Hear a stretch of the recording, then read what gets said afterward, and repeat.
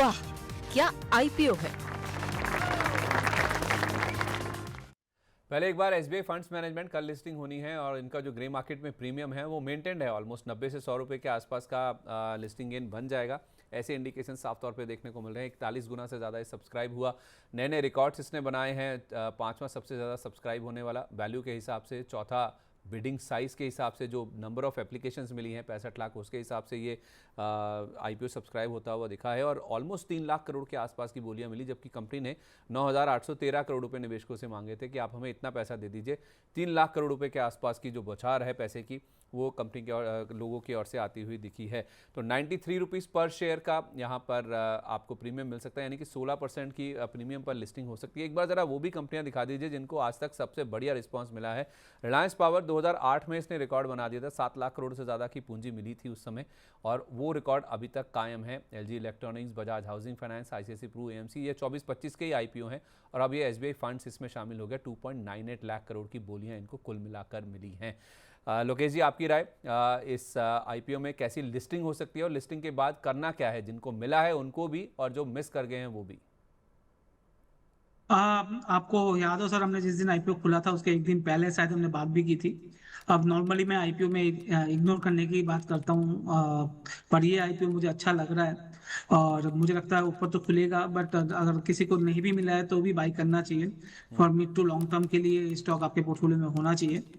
और trading point of view से बोलना मुश्किल है, वैल्यूएशन हो सकता है ऊपर जाके थोड़ा सा करेक्शन आ जाए और उस करेक्शन में आप एड ऑन करें मेरे हिसाब से 6 से 12 महीना और उसके ऊपर का अगर टाइम फ्रेम है तो बहुत अच्छा लग रहा है ये स्टॉक मेरे हिसाब से। और जिनको मिल रहा है वो अगर लिस्टिंग गेन के हिसाब से नहीं लगाया पैसा तो होल्ड करना ही चाहिए for mid to long term. मतलब अगर लिस्टिंग गेन के लिए पैसा नहीं लगाया तो होल्ड कीजिए, और अच्छी लिस्टिंग हो भी जाए प्रीमियम पर लिस्टिंग पर भी खरीद लें अगर आपका मीडियम टू लॉन्ग टर्म का नजरिया है। Right correct. वरुण जी, हो आपका सकता है व्यू? वो हो सकता है थोड़ा सा ऊपर से करेक्ट हो जाए सर, मैं बीच में रोक रहा ओके, हूँ, बट आपका व्यू पॉइंट अगर 12 महीना प्लस का है तो मेरे हिसाब से इसमें करेक्शन होने से और लेने की ही सलाह दूंगा, ना कि बेचने का।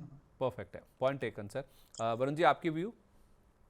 जी सिमिलर रहेगी राय, क्योंकि जब आपने पूछा था, जब आईपीओ सब्सक्राइब हो रहा था तब भी हमने लिस्टिंग गेन्स के लिए या फिर लॉन्ग टर्म इन्वेस्टमेंट के लिए यहाँ पर रेकमेंड किया था। इवन मेरे यूट्यूब चैनल पर मैंने यहाँ पर एक वीडियो भी बनाया उसके लिए। तो आप यहाँ पर देखें वैल्यूएशन वाइज शायद 15 से 20% लिस्टिंग गेन के लिए बोला था, राइट? जी जी हाँ जी सर। ओके, तो continue। वैल्यूएशन वाइज भी आप देखेंगे और कैपिटल मार्केट की आप अगर बात करेंगे तो वहां पर भी जो थीम है वहां पर बुलिश है।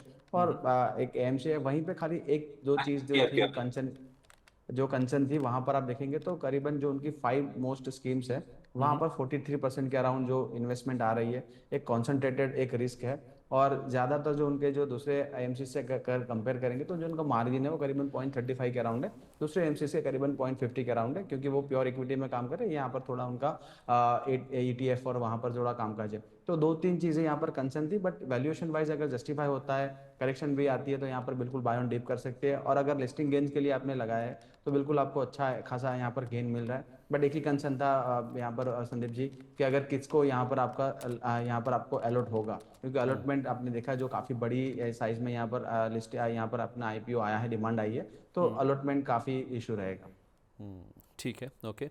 वरुण जी, कैलिबर माइनिंग को लेकर आपका क्या व्यू है? आज दूसरा दिन है, पहले दिन ही 1.25 गुना के आसपास सब्सक्राइब हो चुका है।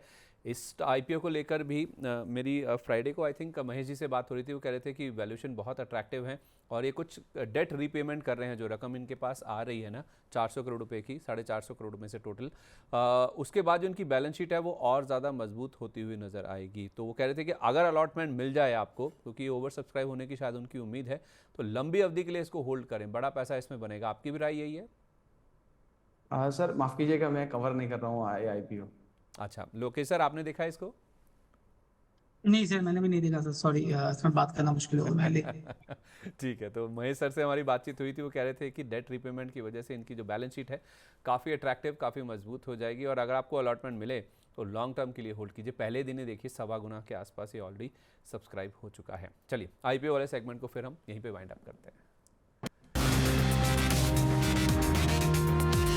वाह, क्या आईपीओ है।